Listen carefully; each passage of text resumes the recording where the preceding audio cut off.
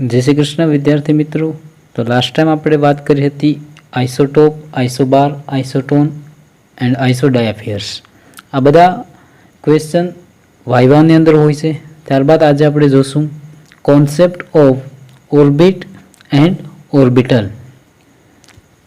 Concept of orbit and orbital.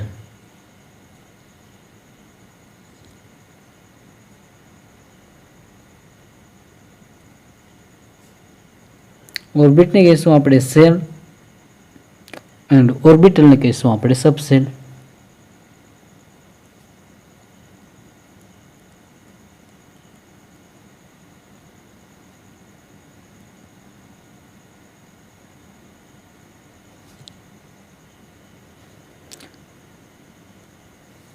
तो बात करिए आपणे फर्स्ट ऑर्बिट।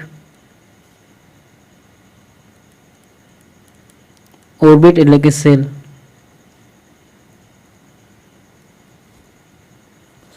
तो कोने कहेवाय तो कि रीजन इन विच इलेक्ट्रॉन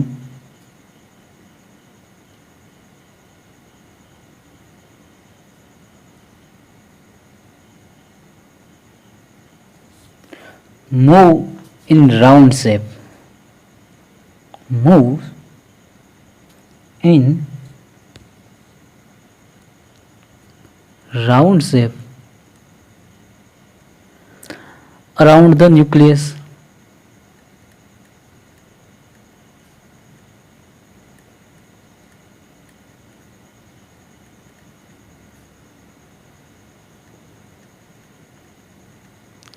मतलब कि आ रीतना बात करिए, आ कोई पण न्यूक्लियस होय, आ न्यूक्लियस सेंटर पोर्शन एनी आजुबाजुनो विस्तार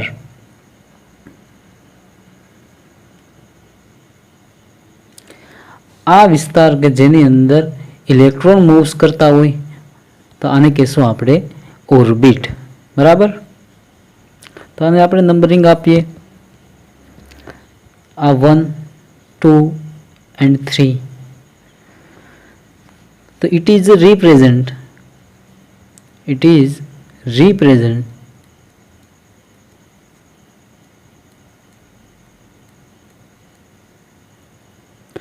by principal quantum number।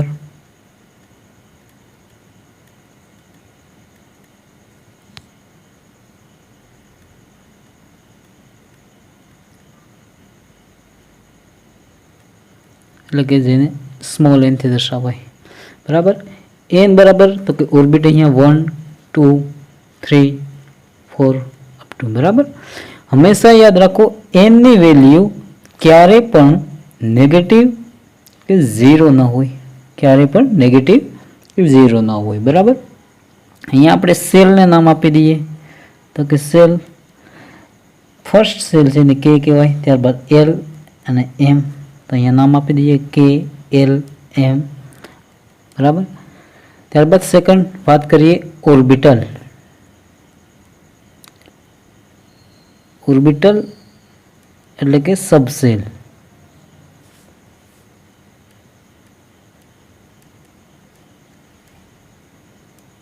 तेना विषे लखीए तो रीजन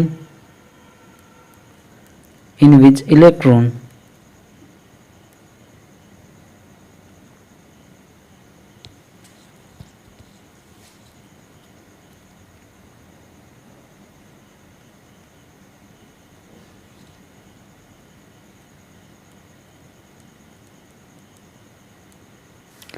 probability is maximum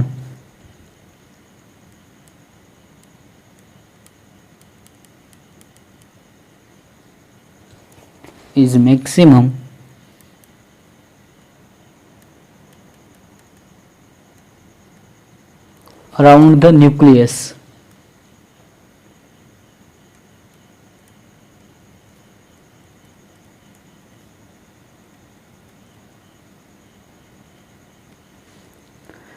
मतलब कि nucleus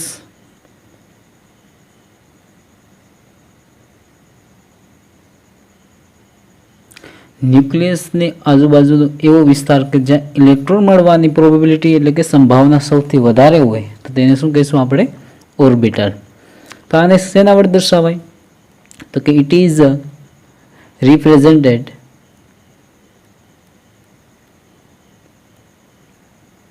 by angular quantum number, by angular quantum number.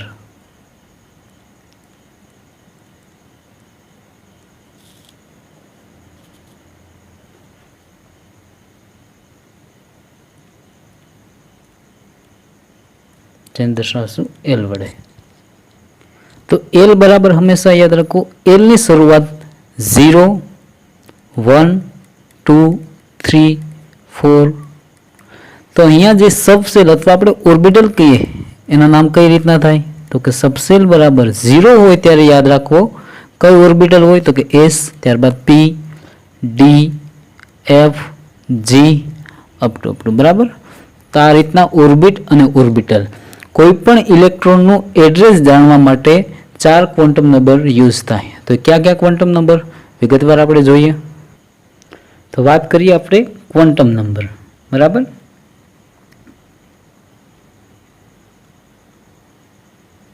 તો ક્વોન્ટમ નંબર કોને કહેવામાં આવે? તો કે પરમાણુમાં હાજર રહેલા ઇલેક્ટ્રોનને વિગતવાર દર્શાવવા માટે જે આંકનો ઉપયોગ થાય તેને કહીશું આપણે ક્વોન્ટમ નંબર. બરાબર. તો ફર્સ્ટ ક્વોન્ટમ નંબર આપણે વાત કરીએ તો કે principal quantum number. Principal quantum number.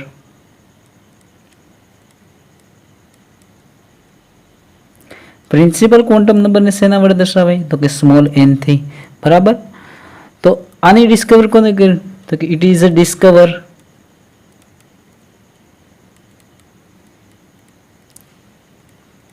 By Niels Bohr. Niels Bohr.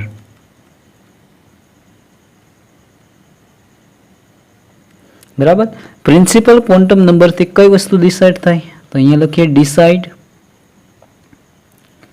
તો કે પ્રિન્સિપલ ક્વોન્ટમ નંબરથી size and energy of orbital.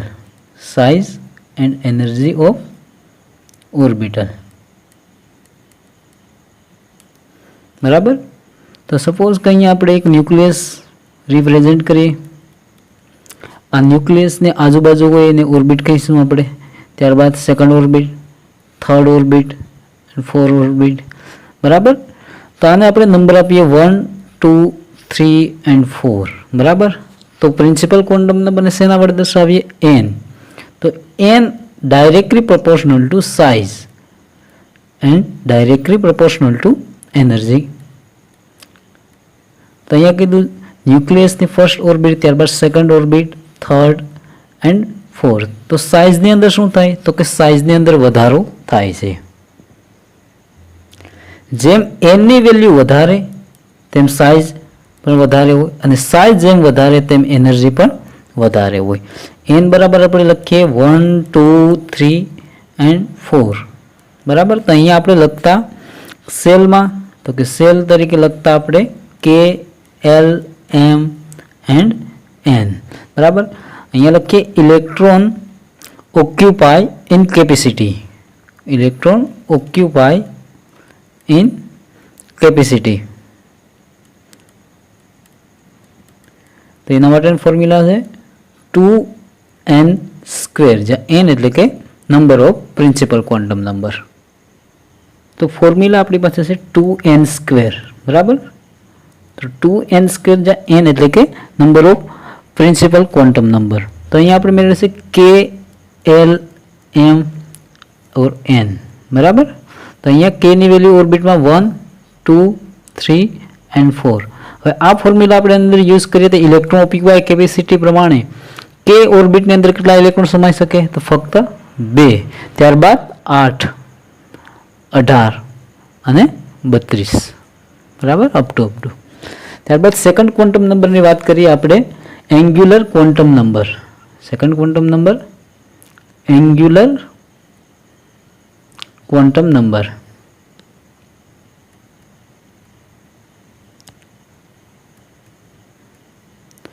Angular quantum નંબરનું બીજું નામ છે azimuthal quantum number. Azimuthal quantum number.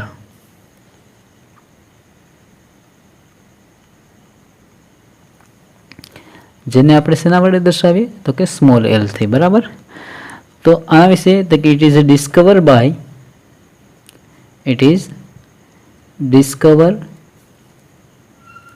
Discovered by Arnold Jones, William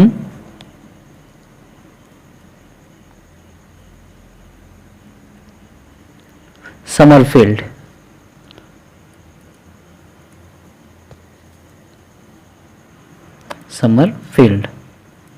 બરાબર. તો આ ક્વોન્ટમ નંબરથી કઈ વસ્તુ ડિસાઇડ થાય? તો અહીંયા લખી શકીએ decide size and energy, decide angular quantum નંબરથી તો કે શેપ ઓફ ઓર્બિટલ, અને પ્રિન્સિપલ ક્વોન્ટમ નંબરથી સાઇઝ એન્ડ એનર્જી. તો આની અંદર એલ ની વેલ્યુ તો કે એલ ની વેલ્યુની શરૂઆત થાય 0, 1, 2 એન્ડ 3. તો અહીંયા આપણે સબસેલ તરીકે કઈ લખતા તો કે સબસેલ તરીકે S P D F, બરાબર. આગળ વેલ્યુ હોય 4 હોય તો અહીંયા શું થાય તો કે અહીંયા થાય G, બરાબર. તો અહીંયા લખીએ ઇલેક્ટ્રોન ઓક્યુપાય ઇન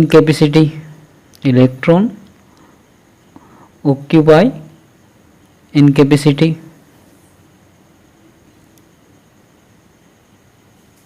એના માટેનું ફોર્મ્યુલા છે 4L + 2.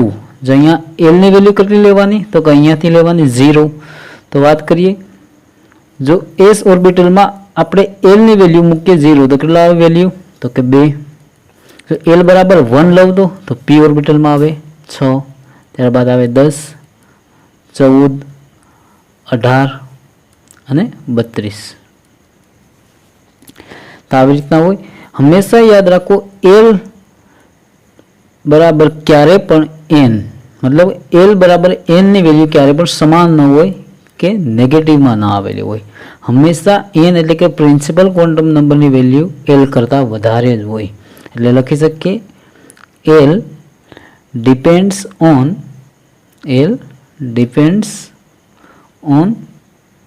n. કોના પર ડિપેન્ડ છે તો કે પ્રિન્સિપલ ક્વોન્ટમ નંબર. ત્યારબાદ લખીએ L બરાબર 0 to n - 1. આ એક ફોર્મ્યુલા બને 0 to n - 1. તો L બરાબર 0 to n - 1. તો અહીંયા આપણે લખીએ n, L અને સબસેલ, બરાબર. સપોઝ કે n ની વેલ્યુ 1 હોય તો આ ફોર્મ્યુલા મૂકો L બરાબર 0 to n, 1 - 1 કેટલા થાય તો કે 0. તો અહીંયા આવે 0. તો 0 L બરાબર 0 હોય ત્યારે કઈ સબસેલ હોય તો કે S. તો અહીંયા લખી શકીએ આપણે 1s. સપોઝ કે n બરાબર 2 લઈએ તો મૂકો 0 to 2 - 1 તો કેટલી વેલ્યુ આવે 0 and 1. તો L બરાબર 0 હોય ત્યારે તો કે S, L બરાબર 1 હોય ત્યારે તો કે P. તો અહીંયા ફર્સ્ટ નંબર છે 2s અને 2p.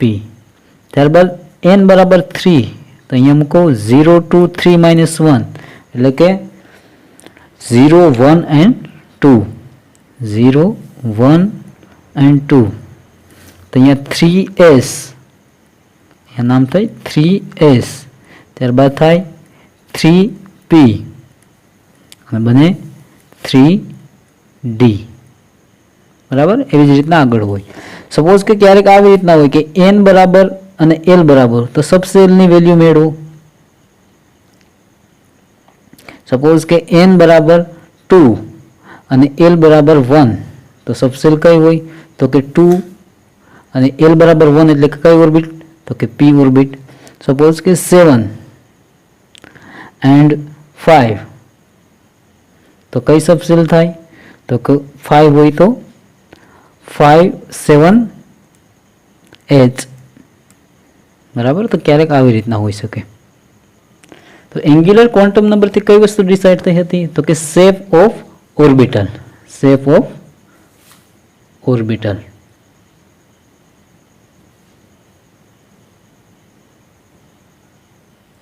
તો આપણે વાત કરીએ એલ બરાબર 0, તો એલ બરાબર 0 હોય ત્યારે કઈ ઓર્બિટલ હોય? તો એલ બરાબર 0 હોય ત્યારે કઈ ઓર્બિટલ? તો કે એસ ઓર્બિટલ. અને એસ ઓર્બિટલનો શેપ કેવો હોય? તો કે એસ ઓર્બિટલનો શેપ સ્ફેરિકલ એટલે કે ગોળાકાર શેપ હોય. બરાબર. તો આવી રીતના અંદર વાત કરીએ આપણે.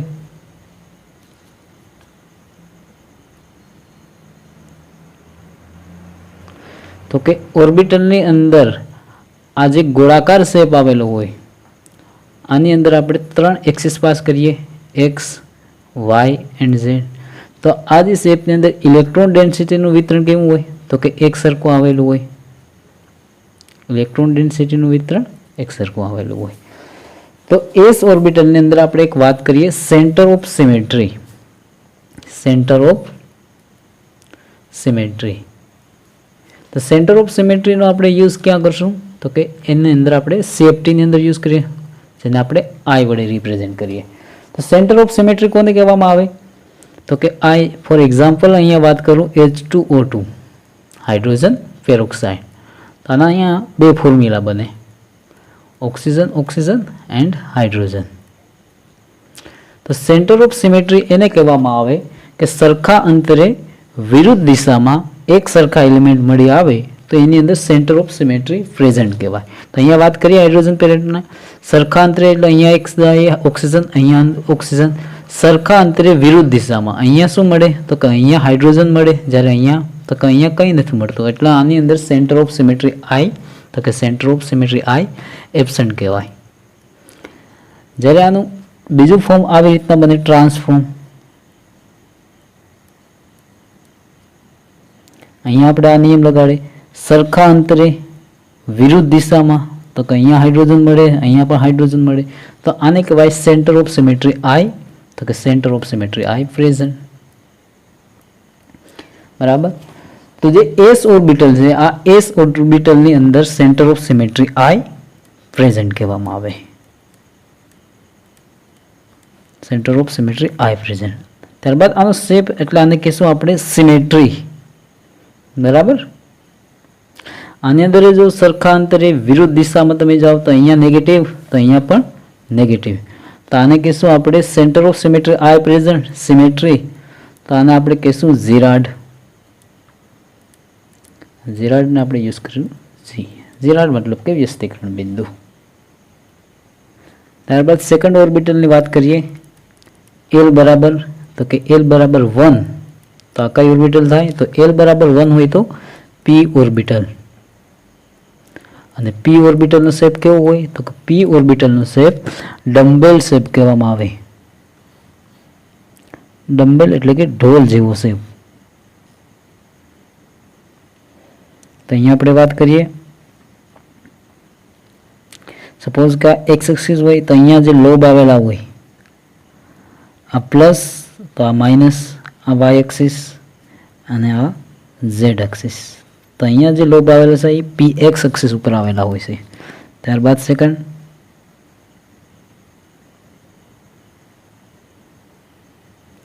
Plus and minus X axis, Y axis and Z axis. તો લોબ ક્યાં આવેલા છે? તો કે વાય એક્સિસ ઉપર. અને ત્યારબાદ Z axis plus and minus. તો આને કહેશું પીઝેડ. બરાબર. તો આની અંદર વાત કરીએ આપણે સેન્ટર ઓફ સિમેટ્રીની. તો સરખાંતરે જાઓ તો અહીંયા નેગેટિવ ચાર્જ મળે, જ્યારે આ સાઈડ પોઝિટિવ ચાર્જ મળે. તો આની અંદર સેન્ટર ઓફ સિમેટ્રી આઈ, તો કે centre of symmetry I absent કહેવામાં આવે. ત્યારબાદ આનો શેપ ને સિમેટ્રી ન કહેવાય એટલે આને કહેશું આપણે એસિમેટ્રી. અને centre of symmetry I absent અને એસિમેટ્રી એટલે આને કહેવામાં આવશે અનઝિરાડ. અનઝિરાડ એટલે કે એને કહેશું યુજી. ત્યારબાદ આપણે થર્ડ વાત કરીએ એલ બરાબર, તો કે એલ બરાબર 2. એલ બરાબર 2 એટલે કઈ ઓર્બિટલ આવે? તો કે એલ બરાબર 2 એટલે કે ડી ઓર્બિટલ. અને ડી ઓર્બિટલનો શેપ કેવો આવેલો હોય? તો કે ડી ઓર્બિટલનો શેપ ડબલ ડમ્બેલ. बराबर। तो डी ऑर्बिटल કેટલા પ્રકાર, તો કે ડી ઓર્બિટલ ટોટલ 5 પ્રકાર છે। તો એની અંદર વાત કરીએ આપણે, સપોઝ કે આ એક્સ એક્સિસ અને આ વાય એક્સિસ, તો આની અંદર આપણે તો લોબ આની અંદર કઈ રીતના, તો કે એક્સ અને વાય એક્સિસ ની વચ્ચે આવેલા હોય, તો આને આ રીતના રિપ્રેઝેન્ટ કરીએ આપણે। અહીંયા લોબમાં પ્લસ તો આ પણ પ્લસ અને આ માઇનસ તો આ માઇનસ, તો આ થાય ડી એક્સ વાય, બરાબર। ત્યારબાદ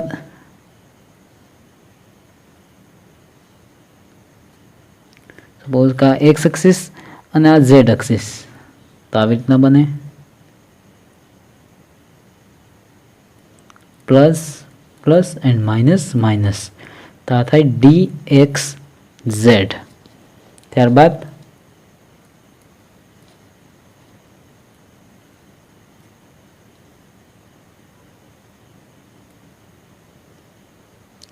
પ્લસ પ્લસ માઇનસ માઇનસ, આ વાય એક્સિસ હોય અને આ ઝેડ એક્સિસ હોય, તો આને કહેશું આપણે ડી વાય ઝેડ। ત્યારબાદ fourth number,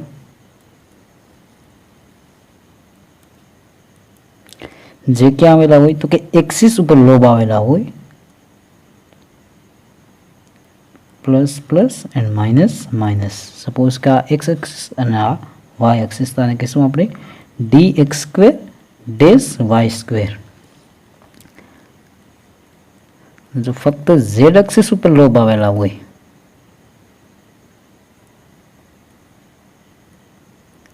plus plus and minus minus, તો આને કહેશું આપણે ડી ઝેડ સ્ક્વેર, બરાબર।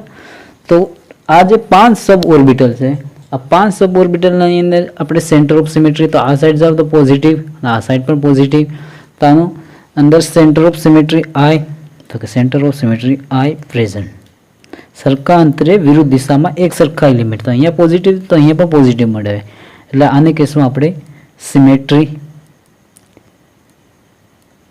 અને કહેશું ઝીરાડ, બરાબર। CFT ની અંદર આપણે આ 5 ઓર્બિટલ વાત કરવાની છે। ત્યારબાદ લાસ્ટ ઓર્બિટની વાત કરીએ, L બરાબર 3, તો આ થાય ઓર્બિટલ F ઓર્બિટલ, અને F ઓર્બિટલનો શેપ તો કે હજી સુધી નક્કી નથી થયેલો, એટલે આને કહેશું આપણે કોમ્પ્લેક્સ। તો F ઓર્બિટલની અંદર સબ ઓર્બિટલ ટોટલ 7 આવેલી છે, તો અહીંયા વાત કરીએ F એક્સ ઝેડ સ્ક્વેર, ત્યારબાદ second F Y Z square, third F Z Z square, એટલે એને કહેશું આપણે ઝેડ ક્યુબ, બરાબર। ત્યારબાદ 4 નંબરમાં F X into X square minus 3y square, ત્યારબાદ 5th number F Y 3x square minus y square, and 6 F Z x square minus y square, and 7 F x y and Z, બરાબર। તો આની અંદર centre of symmetry I absent, અને પોતે તો કે એસિમેટ્રિક,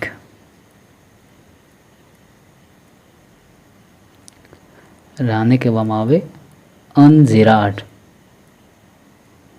બરાબર। તો આપણે આ 5 ઓર્બિટલની વાત કરેલી। 4 ઓર્બિટલમાં એસ ઓર્બિટલ, પી ઓર્બિટલ, ડી ઓર્બિટલ અને એફ ઓર્બિટલ, બરાબર। જેમાં મહત્વની આપણે CFT ની અંદર ભણવાની છે તો કે ડી ઓર્બિટલ, તો કે ડી ઓર્બિટલમાં ખાસ યાદ રાખવાનું, ડી ઓર્બિટલની અંદર centre of symmetry I present અને સિમેટ્રી એન્ડ ઝીરાડ, બરાબર। ત્યારબાદ નેક્સ્ટ લેક્ચરમાં આપણે વાત કરીશું magnetic quantum number and spin quantum number. અસ્તુ।